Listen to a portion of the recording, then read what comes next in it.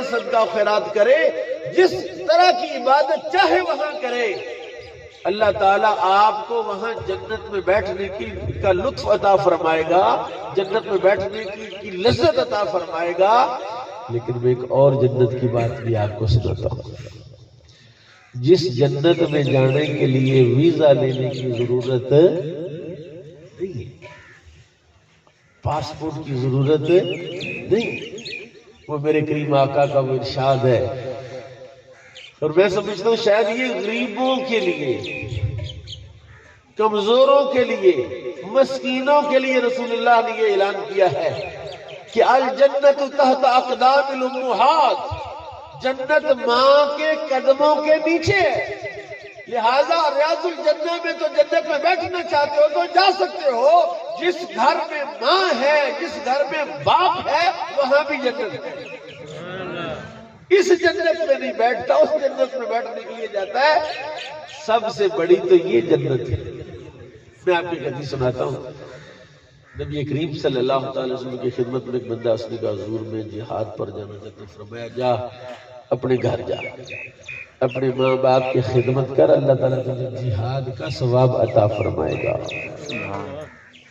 جنگ میں جا کے لڑنے کا ثواب گھر میں ملے گا۔ کیسے؟ اپنے باپ کی خدمت کرنے سے، اپنی ماں کی خدمت کرنے سے۔ ہمارے بعض بچوں کو، بعض جوانوں کو سمجھ نہیں آتی کہ خدمت کیسے ہوتی ہے۔ خدمت کا طریقہ ہے، سنو۔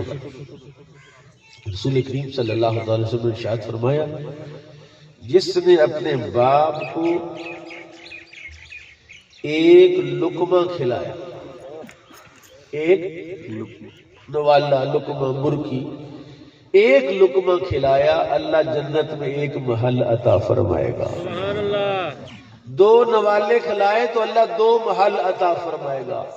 تین نوالے کھلائے تو تین محل عطا فرمائے گا۔ ماں باپ کو کھانا کھلانے کا ثواب یہ ہے، ان کو مالش کرنے کا ثواب کتنا ہوگا؟ سنو نا، اس سے اگلی بات عرض کرتے ہیں، یہ تو کھانا کھلانا ہوتا ہے نا، ایک عمل ایسا ہے جس میں کچھ کرنا نہیں پڑتا۔ وہ کیا ہے؟ صرف محبت سے باپ کے اور ماں کے چہرے کو دیکھنا۔ سبحان اللہ۔ بار بار ایسے کرتا ہے پھر دیکھتا ہے، ایسے کرتا ہے پھر دیکھتا ہے۔ اب جائے نا کبھی عمرہ کرنے کے لیے، وہاں علماء نے لکھا ہے کہ وہاں مسجد قباء شریف، کیا ہے؟ مسجد قباء ہے۔ مسجد قباء شریف میں 2 نفل پڑھے تو 1 عمرے کا ثواب اللہ عطا فرمائے۔ وہاں عمرہ کرنا خاصا مشکل کام ہے، یعنی طواف کرنا، سعی کرنا، ٹنڈ کرانا، اس سے پہلے احرام باندھنا، آداب کا لحاظ کرنا، نظریں نیچی رکھنا، قبلے کی طرف یا کانڈر نہ ہو جائے، اس طرح وہاں صرف 2 نفل پڑھو تو عمرے کا ثواب۔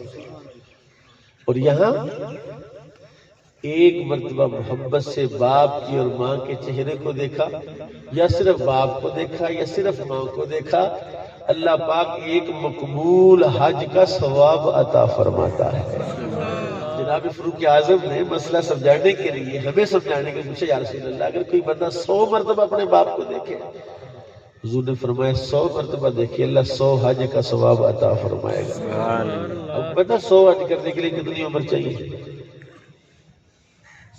100 سال چاہیے کم از کم۔ ہر سال حج ہوتا ہے نا، ہر ہفتے تو نہیں حج ہوتا، ہر مہینے تو نہیں حج ہوتا، ہر سال۔ تو 100 مرتبہ اپنے باپ کے چہرے کی طرف دیکھنے سے اللہ ایک حج کا ثواب عطا فرماتا ہے۔ ماں کا چہرہ دیکھے، حج عمرے کا اللہ ثواب عطا فرماتا ہے۔ اور اگر آپ نے باپ کو مسکرانے پر مجبور کر دیا، چاہے گدگدی کر رہی ہے، ابا جی ہنس نہیں رہے، تو پاؤں میں گدگدی کر رہا ہے، دبا رہا ہے، دباتے ہوئے اچانک گدگدی کر دی، حضور نے فرمایا جس نے اپنے باپ کے چہرے پر مسکراہٹ پیدا کر دی اللہ میدان جہاد میں لڑنے کا ثواب عطا فرمائے گا۔ میدان جہاد میں لڑنا، کوئی ٹانگ بھی ٹوٹ سکتی ہے، گردن بھی کٹ سکتی ہے، تو فرمایا تو اپنے باپ کے چہرے کو تو جس کو دیکھ کے ابا کو واٹی چڑھ جائے، سوچو نا۔ جس کو دیکھ کے باپ کو غصہ چڑھ جائے، یار ہے میرا پتر نہیں ہے دفعہ کر رہے گل کر، کتنا بد نصیب ہے وہ۔ خوش نصیبی کیا ہے؟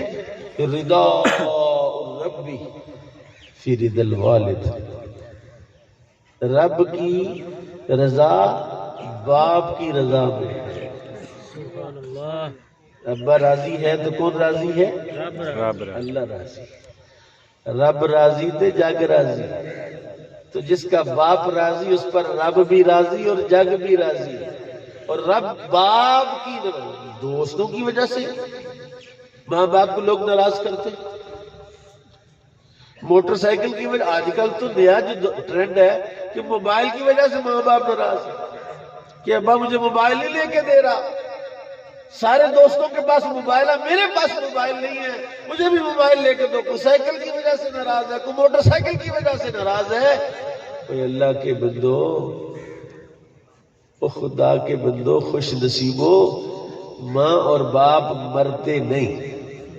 بعض بندوں جب سنتے نہیں یہ فضیلت اس طرح کی تو ان کے دل میں یہ بات آتی ہے کہ بھئی ہمارا تو ابا فوت ہو گیا ہے، یہ ہماری ماں فوت ہو گئی ہے، تو یہ ساری نعمتیں جن کا تذکرہ ہو رہا ہے یہ تو زندوں کے لیے ہے، جو فوت ہو جائے ان کے لیے تو یہ نعمتیں نہیں ہیں۔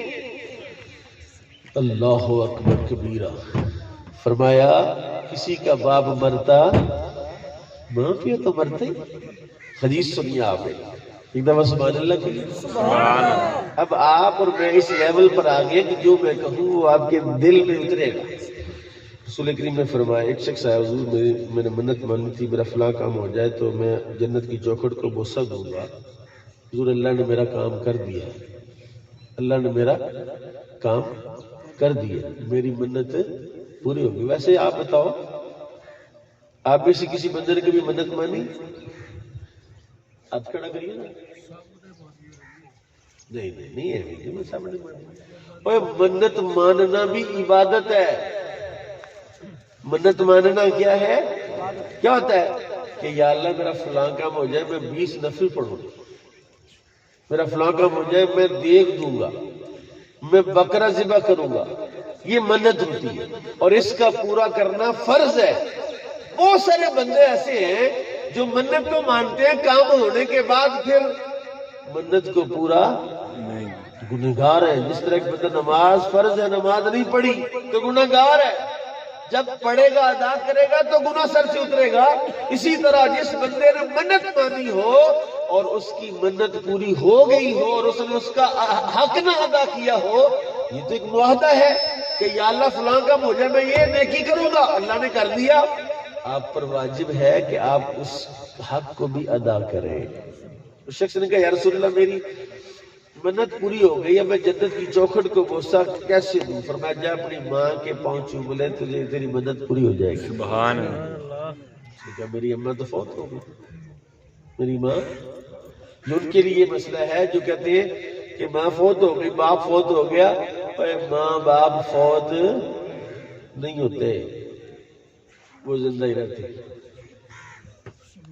باپ کے قبر کی مٹی، ماں کی قبر کی مٹی، امام الانبیاء صلی اللہ تعالی وسلم نے ارشاد فرمایا جو اپنے باپ کی قبر کو پاؤں کی طرف سے چومے، ماں کی قبر کو پاؤں کی طرف سے چومے، گویا اس نے جنت کی چوکھٹ کو بوسہ دیا ہے۔ اس نے جنت کی چوکھٹ کو بوسہ دیا۔ میرے کریم آقا ارشاد فرماتے ہیں، ایک شخص نے کہا یا رسول اللہ میری والدہ ہے، میں اپنے بچے لے کے الگ ہو گیا، میری ماں میرے گھر جب آتی ہے ایسی سخت بات کرتی ہے، کلیجہ چیر کے رکھ دیتا ہے، میں ہر قسم کی اس کی خدمت کرتا ہوں، ہر ضرورت کا خیال کرتا ہوں، ماں ناراض ہے۔ رسول پاک کا چہرہ غصے سے سرخ ہو، صحابہ نے اسے اشارہ کیا چپ کر دے، تو نے کیا بات کر دی، ناراض ہو گئی۔ حضور نے فرمایا تیری ماں چھری لے کے تیرے جسم کا ٹکڑا کاٹے، گوشت کاٹ لے، پھر بھی تو نے اپنی ماں کا حق ادا، تو جس کو باپ کی باتیں تکلیف دے، جس کو ماں کی باتیں تکلیف، اس سے بڑا بد نصیب کون ہے؟ ماں تو اپنا آپ اولاد پر قربان کر دیتی ہے، باپ وہ ہے جو اپنا آپ قربان کر دیتا ہے۔ ایک سٹوری اس طرح سے، ایک واقعہ ہمارے بزرگ سنا رہے تھے، یہ قلعہ دیدار سنگھ، ایک عورت بیوہ ہو گئی، اس کا ایک چھوٹا سا بچہ تھا، اس نے ارادہ کیا کہ میں دوسری شادی نہیں کروں گی، اس بچے کی پرورش کروں گی۔ میں حدیث سناتا رسول اللہ کی، جو اپنی اولاد کے لیے بی بی اپنی جوانی قربان کر دے، اللہ اسے بغیر حساب کے جنت میں داخل فرمائے گا۔ شرط یہ ہے کہ پاک دامن رہے، اتنا وہ ملکہ رختی ہو، اپنی کردار اور اپنی عزت کی حفاظت کر سکے، وہ اپنی اولاد کے لیے اپنے آپ کو قربان کر دے، اللہ اس کو بغیر حساب کے جنت میں داخل فرمائے گا۔ اور وہ عورت اس حال میں فوت ہو کہ اس کا شوہر اس پر راضی ہے، وہ بھی بغیر حساب کے جنت میں جائے گا۔ عورت کا ایک بچہ تھا، اس نے بڑی محنت کر کے بچے کو پڑھایا، لوگوں کے گھروں میں صفائیاں کی، برتن مانجے،